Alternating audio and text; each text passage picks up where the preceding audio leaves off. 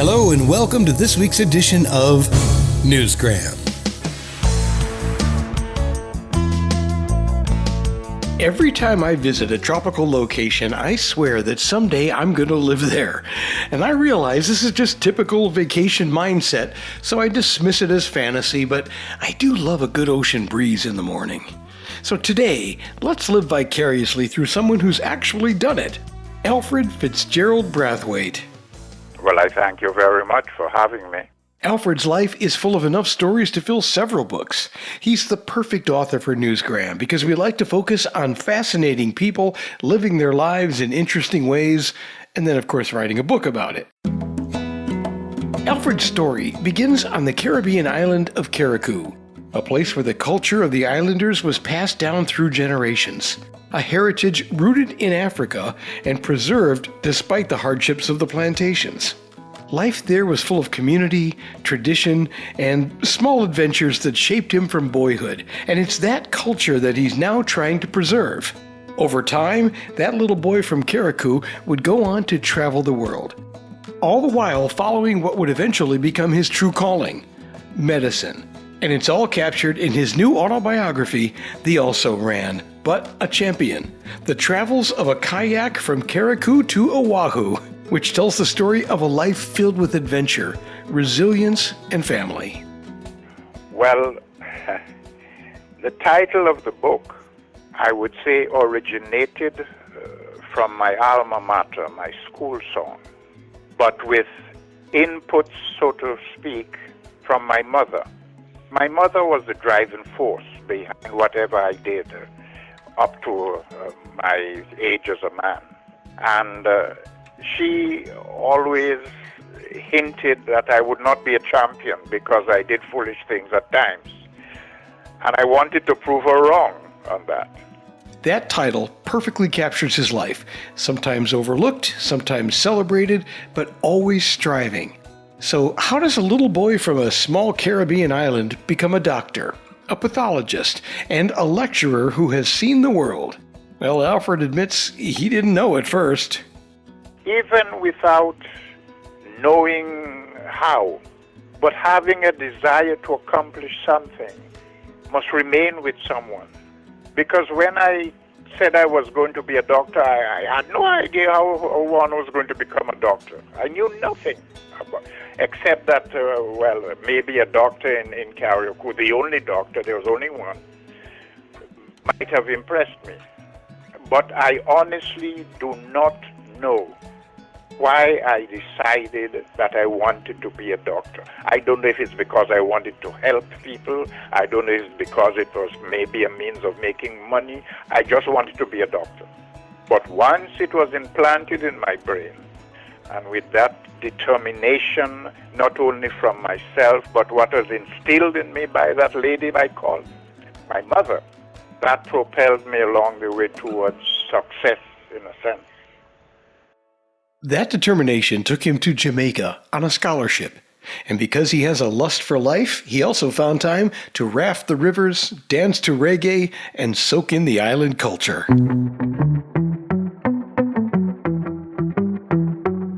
Well, I feel very fortunate. I received a scholarship to study medicine in Jamaica. But the funds from the scholarship were not sufficient for the entire course.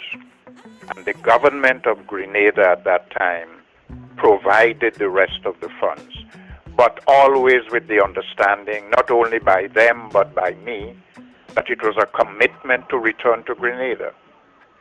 So having finished my medical school, I made the decision that I should see as much of the world as possible towards my specialization in medicine before returning to Grenada. And it was because of that I went to Nassau to do my internship. So then it was off to Nassau to take in the colorful pageantry of Junkanoo. Then to New York, where he became a fan of the Knicks. Then it was off to Hawaii. And then it was all the way up to Ottawa, where he got to experience the cold winds of Canada. And then I returned to Grenada. Ready to serve out the rest of his life as a doctor. Well, that may have been the plan for a moment, but, life always has other plans. Things just did not work out over 2 or 3 years in Grenada. And fortunately, in a conference, someone came to me and said, "Hey, are you a pathologist?" I said, "Yes." He said, "My country needs a pathologist right now." And that was Suriname. And I didn't know where Suriname is, so my first question to him is, where is Suriname? And well, I realized it was in South America and what have you. That chance encounter took him to South America for 3 years, practicing forensic pathology and teaching medical students. Along the way, he even found time for football in Brazil, tango in Argentina, and sampling rum in Guyana. Later adventures took him to Dominica and the yachting capital of the Antilles, the British Virgin Islands. Eventually, he and his family settled into the Bahamas, where they enjoy a simple life full of culture and a lot of love. His advice? Each one can but do his best. The winner's display depends on the effort of all the rest. To be in the van is not all, for each has to play his role. The team wins the match at football, though one man must kick the goal. And that's what was a stanza in my school song, and it has stayed with me since then. Teamwork, community, and doing your part. These lessons shaped Alfred's life. He says being a champion isn't about medals or fame, it's about contributing, learning, and making a difference. And those lessons, they're woven throughout his book. Well, the initial purpose was to preserve what I had experienced as a child from the age of knowledge, so to speak, to about 11 years. And the impression gained by me in later years that what I was exposed to as a child was being lost. And I did not wish for that to happen. So the book actually started with adventures, so to speak, but within a village of a small unknown island. And it involved not only the events that were taking place, which at the time, didn't make much of a difference to me, and the culture that was a part of the events, and of course the people that I was exposed to. And I felt within myself that somehow, if I can play a part in preserving these things, at least I would have felt pleased with myself. All of Alfred's remarkable stories are now preserved in the also-ran But a Champion, The Travels of a Kayak from Carriacou to Oahu. It's a journey of culture, adventure, medicine, and resilience. From a barefoot boy in Carriacou to a world-traveling doctor, teacher, and storyteller, Alfred's life shows how determination, curiosity, and the courage to take a leap can sometimes carry you further than you ever imagined.